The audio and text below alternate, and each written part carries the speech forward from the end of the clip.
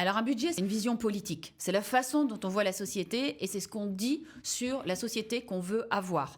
Donc c'est un message qu'on envoie au marché, mais aussi aux citoyens. Bien sûr qu'il y a plein d'autres façons de trouver de l'argent que d'aller prendre dans la poche des contribuables. C'est quand même la chose la plus facile à faire.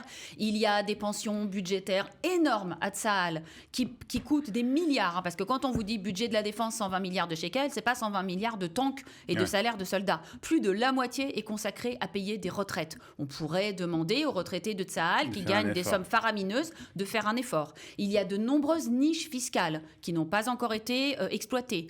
On pourrait peut-être augmenter l'impôt sur les sociétés d'un point. On est déjà un paradis fiscal. En Israël, l'impôt sur les sociétés est à 22%. On est au niveau de l'Irlande, pour donner une idée.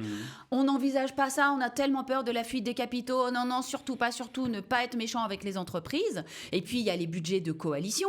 Et puis, les ministères superflus.